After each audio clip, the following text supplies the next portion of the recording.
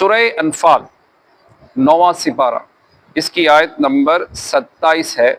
اللہ رب العزت کا فرمان علی شان ہے، یا ایہا الذین آمنوا لا تخونوا اللہ والرسول، اے ایمان والو اللہ و رسول سے دغا نہ کرو، وَتَخُونُوا أَمَانَاتِكُمْ وَأَنْتُمْ تَعْلَمُونَ، اور نہ اپنی امانتوں میں دانستہ خیانت۔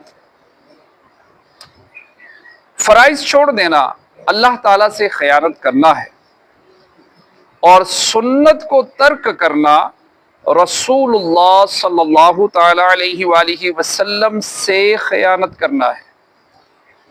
یہ آیت حضرت ابو لبابہ انصاری رضی اللہ تعالیٰ عنہ کے حق میں نازل ہوئی۔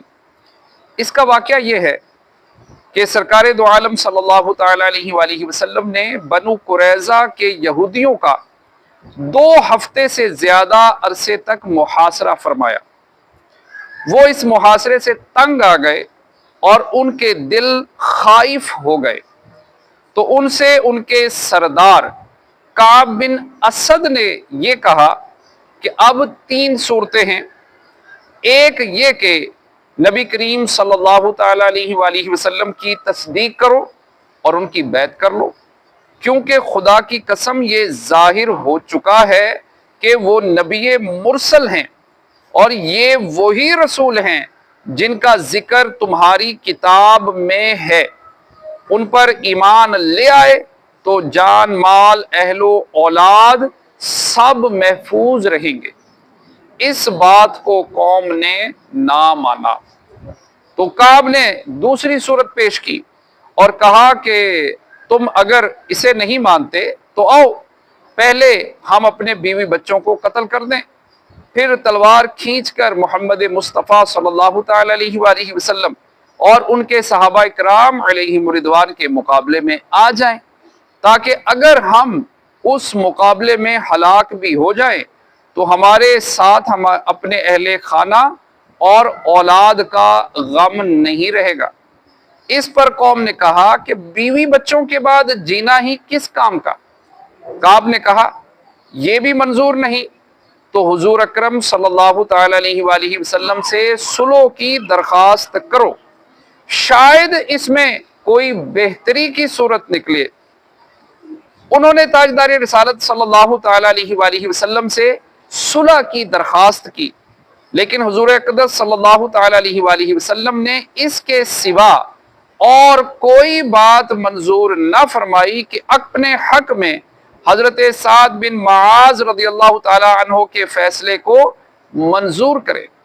اس پر انہوں نے کہا کہ ہمارے پاس حضرت ابو لبابہ رضی اللہ تعالی عنہ کو بھیج دیجئے، کیونکہ حضرت ابو لبابہ رضی اللہ تعالی عنہ سے ان کے تعلقات تھے، اور حضرت ابو لبابہ رضی اللہ تعالیٰ عنہ کا مال اور ان کی اولاد اور ان کے عیال سب بنو قریظہ کے پاس تھے۔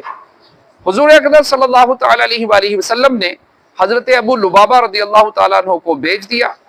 بنو قریظہ نے ان سے دریافت کی کہ کیا ہم حضرت سعد بن معاذ رضی اللہ تعالیٰ عنہ کا فیصلہ منظور کر لیں، کہ جو کچھ وہ ہمارے حق میں فیصلہ دیں وہ ہمیں قبول ہو۔ حضرت ابو لبابہ رضی اللہ تعالیٰ عنہ نے اپنی گردن پر ہاتھ پھیر کر اشارہ کیا کہ یہ تو گلے کٹوانے کی بات ہے۔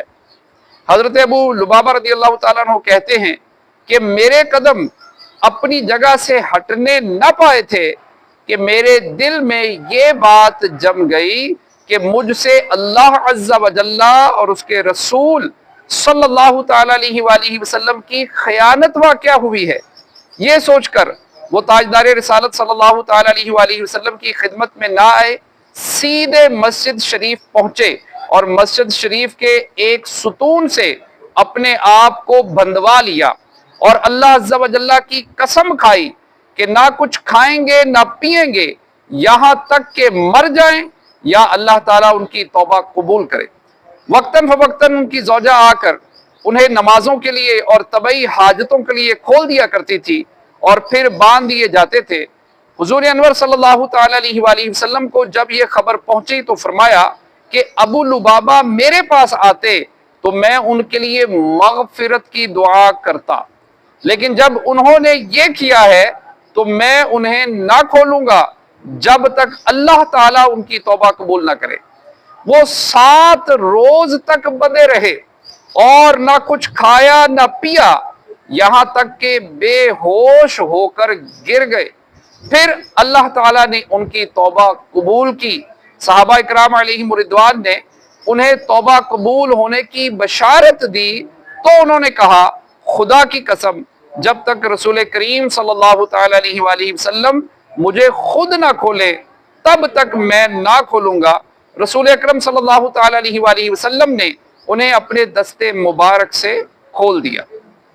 حضرت ابو لبابہ رضی اللہ تعالیٰ عنہ نے عرض کی میری توبہ اس وقت پوری ہوگی جب میں اپنی قوم کی بستی چھوڑ دوں جس میں مجھ سے یہ خطا سرزد ہوئی، اور میں اپنا پورا مال اپنی ملک سے نکال دوں۔ سید عالم صلی اللہ تعالی علیہ وآلہ وسلم نے فرمایا 1/3 مال کا صدقہ کرنا کافی ہے۔ ان کے حق میں یہ آیت نازل ہوئی۔ اس سے معلوم ہوا کہ اپنی قوم کے راز دوسری قوم تک پہنچانا سخت جرم ہے۔ اللہ پاک کی بارگاہ میں دعا ہے جو پڑھا سنا عمل کی توفیق عطا فرمائے۔